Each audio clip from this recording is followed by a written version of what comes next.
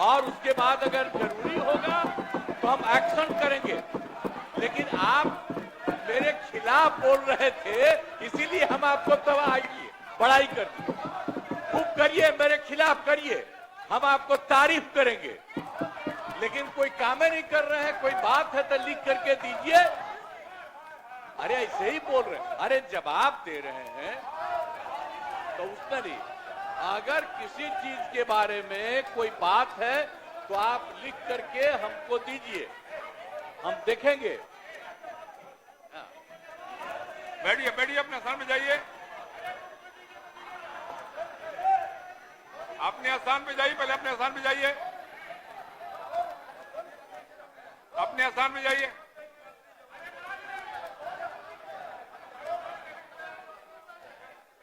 अपने स्थान पे बैठिए, जाके अपने स्थान पे बैठिए, जाइए जाइए, अरे जाइए ना, बैठिए, बैठ जाइए बैठ जाइए। अरे आप बैठिए, हो गया, बैठिए आराम से, सबका सुनिए क्या कर रहे हैं। अशोक कुमार सिंह, पूरक पूछिए। अध्यक्ष महोदय, पूछता हूं। पूरक पूछिए, पूरक। उत्तर प्राप्त है। अध्यक्ष महोदय, मेरा प्रश्न है कि रामगढ़ प्रखंड के सौका निर्माण कार्य शेष हैं और कुछ में निर्माण कार्य में काफी देरी हुई है, तो सभी को हम लोग समेकित रूप से इस बार टेकअप कर लेंगे, क्योंकि इस बार राशि भी उपलब्ध है।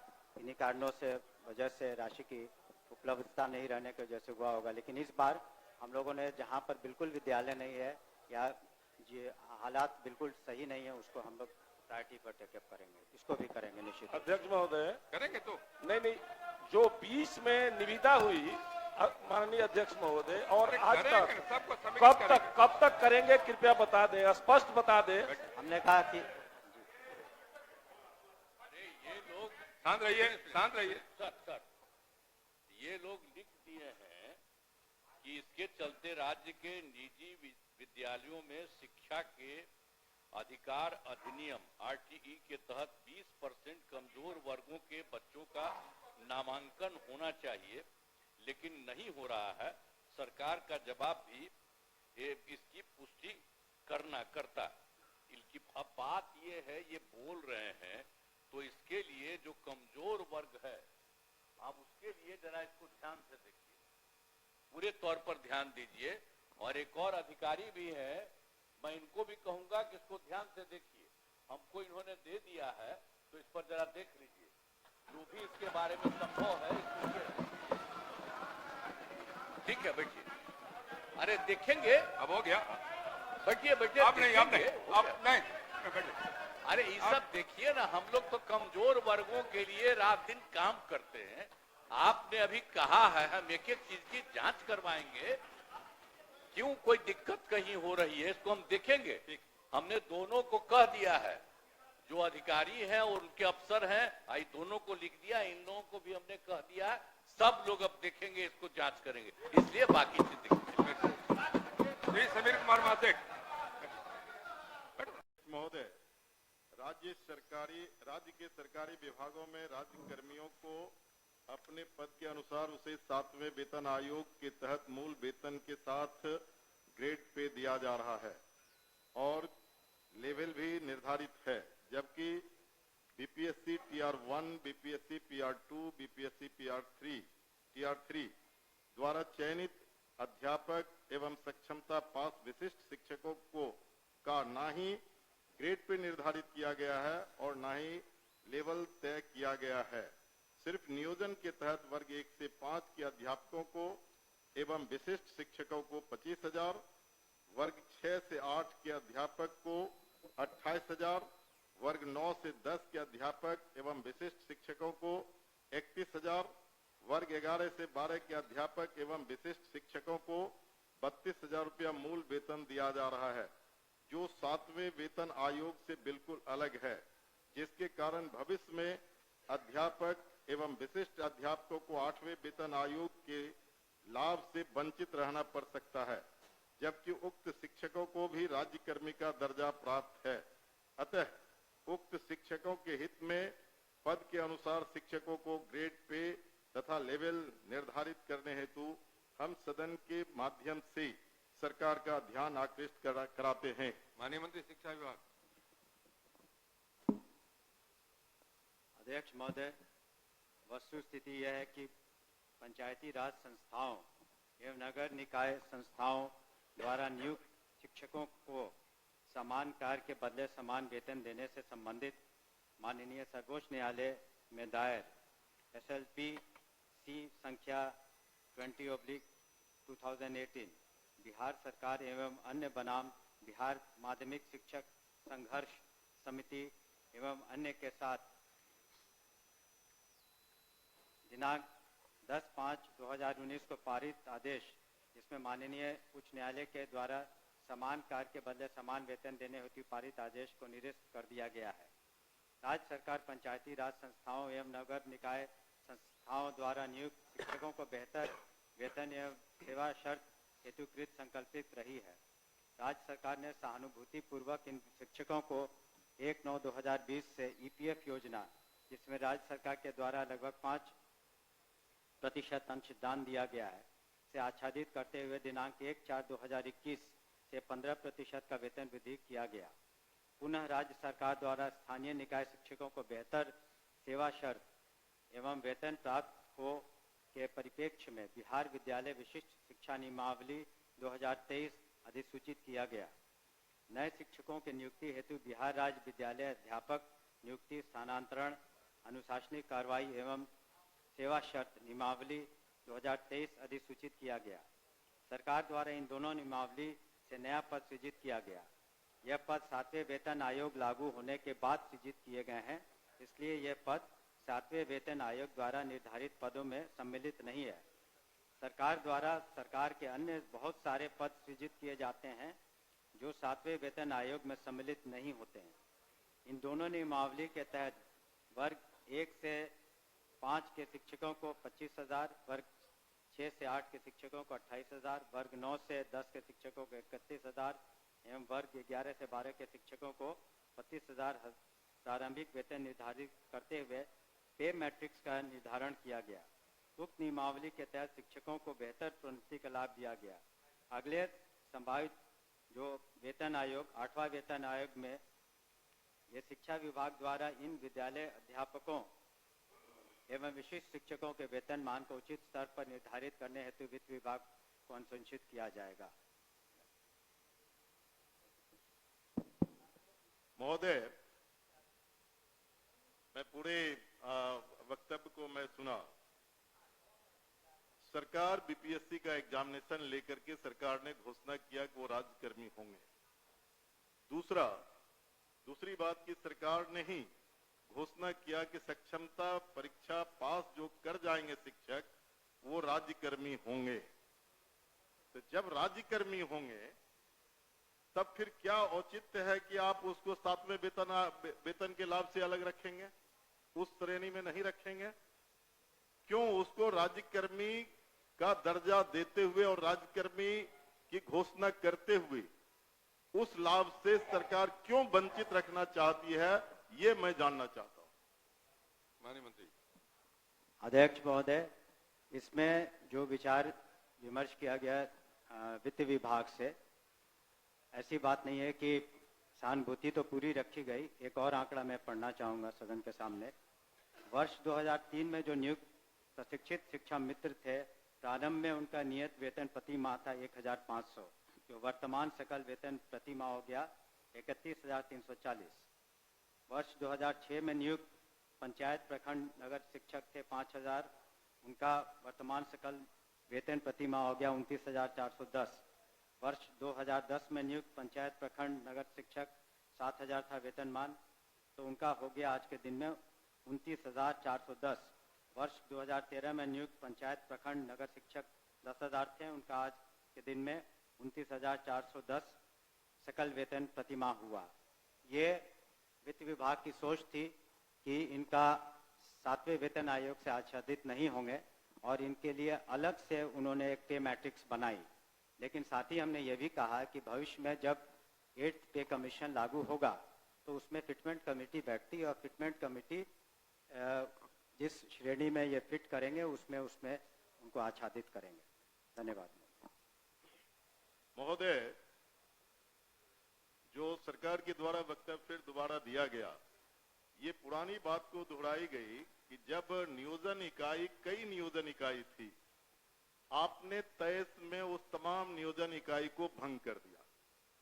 अब जिला स्तर पर नियोजन इकाई आपने गठित कर दिया, जितने जिला है उतने ही नियोजन इकाई है, और आपने आपके फैसले से सरकार ने फैसला लिया कि अब तमाम जो पहली प्रक्रिया थी उसको हम समाप्त करते हैं और बीपीएससी से एग्जामिनेशन लेकर के हम शिक्षक को बहाल करेंगे और वो राज्यकर्मी होंगे।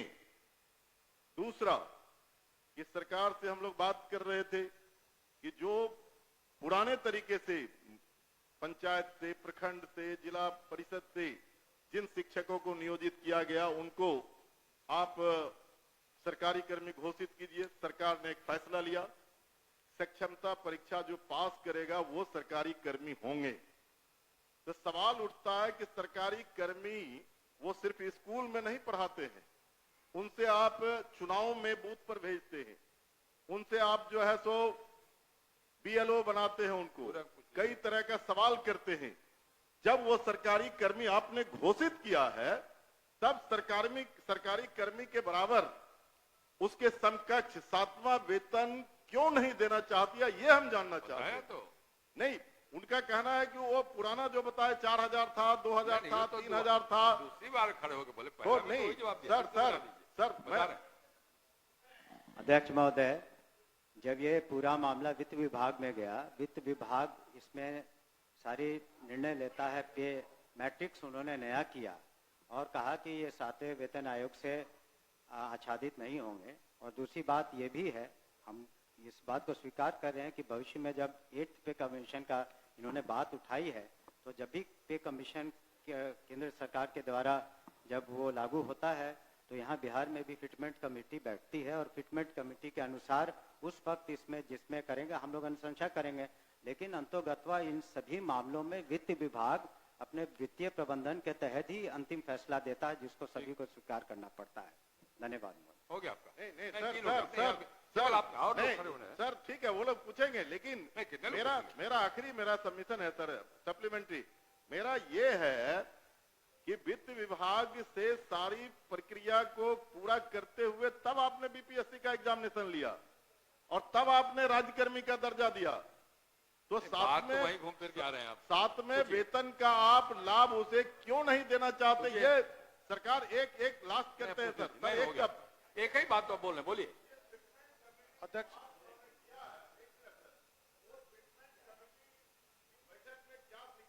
इन मुद्दों को रखा जाएगा, कह तो रहे। हमने तो कहा ही कि जब 8th कमीशन का जो उसमें फाइंडिंग्स आएंगी, तब बिहार में जब फिटमेंट कमेटी होगी तो अलग अलग विभाग का उसमें टेकअप किया जाता है, तो उस वक्त विचार किया जाएगा निश्चित रूप से। धन्यवाद। ओके। अध्यक्ष महोदय, वर्ष 2023 में नियोजित शिक्षकों को महागठबंधन की सरकार में राज्यकर्मी का दर्जा दिया गया था महोदय। और ध्यान जो शिक्षकों के हित में उनके पद के अनुसार ग्रेड पे और उनका लेवल जो तय करना है, वो सरकार कब तक देने का विचार रखती है? यदि देने का विचार रखती है तो कब तक, नहीं तो क्यों? एक ही बात हो रही है। आपके माध्यम से मैं शॉर्ट में 2 पूरक पूछना चाहता हूं। क्या सरकार को ग्रेड पे निर्धारण करने में आर्थिक बोझ आ रही है? और यदि ये आर्थिक बोझ आ रही है तो सरकार बतावे कि कितने की आर्थिक बोझ आ रही है, तब जो है वो इनको करने में क्या कठिनाई आ रही है आर्थिक बोझ आने में? ये मेरा सवाल है। बैठिए, और कोई पूछने वाले नहीं ना है? चलिए आप बताइए। महोदय, ये तो जब ऐसे मामले वित्त विभाग में जाते हैं तो नीति निर्धारण और सारी समीक्षा वित्त विभाग करती है, तो वित्त विभाग का निर्णय सभी को मान्य होता है और इस पर क्या आंतरिक जो वित्तीय बोझ रहेगा सभी चीज़ों का कैलकुलेशन उन्होंने किया होगा, तभी इस तरह का उन्होंने इस निर्णय पर पहुंचे जिसके बारे में हमने सदन को अवगत किया है। अध्यक्ष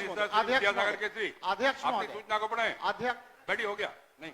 अरे 3 बार जवाब दिए, 3 बार वही सवाल खड़ा किया जो आप पढ़िए। अभी केसरी जी पहले भी राज्य में जितने भी विद्यालय हैं, सरकारी विद्यालय हैं, वित्त रहित अनुदानित संस्थान हैं, वित्त रहित संस्थान है जो, और वेतन और पेंशन 4-4 महीने का बकाया है, कोई भी संज्ञान नहीं लिया जा रहा। ये अजीब सी स्थिति बनी है। होली बीत गया, रमजान भी बीतने को है, लेकिन शिक्षा विभाग पता नहीं क्या कर रही है। मुझे आश्चर्य लग रहा है। ये तो ऐसा तो कभी नहीं हुआ था, क्योंकि 4-4 महीने का वेतन नहीं मिले। किसी विश्वविद्यालय को वेतन का पैसा भेजा जाता है तो पेंशन का पैसा नहीं भेजा जाता है। 7-7 वर्षों से अनुदान बाकी है, परीक्षा फल आधारित अनुदान। सरकारी विद्यालयों में वेतन बाकी है, तो ऐसे तो नहीं चलेगा ना। हम लोग सदन में आते हैं, उसके प्रतिनिधि हैं, बात आने से नहीं होगा सभापति महोदय ना। तो मंत्री जी तो महोदय बैठे हुए हैं, वित्त मंत्री महोदय संज्ञान भी लिए थे, तो क्या वेतन नहीं दिया जाएगा? यही कह दिया जाए। ये बहुत ही गंभीर बात है, इसको हल्के में नहीं लिया जाना चाहिए महोदय। दिक्कत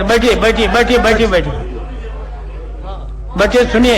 सभापति महोदय, मंत्री जी बोल रहे हैं। कल माननीय संजय जी ने हमें एक पत्र भी दिया था और उसमें जिक्र किया था कि CFMS के माध्यम से कुछ दिक्कतें हुई है, तो मैंने उसको जांच का भी आदेश दिया और ये भी हम जरूर सहयोग चाहते हैं इनसे, इस तरह की त्रुटि कहीं हुई है तो जरूर हम लोग को संज्ञान में दें। और जो माननीय सदस्यों ने चिंता जाहिर किया है, हम इसको दिखवा लेते और 1 सप्ताह में इसको कैसे सभी को वेतन मिल जाए इसकी सुनिश्चित करें। ठीक अब हो गया। जो अभी नियोजित शिक्षक बिहार में दक्षता देकर विशिष्ट शिक्षक बने हैं, उनका प्राण नंबर बनना।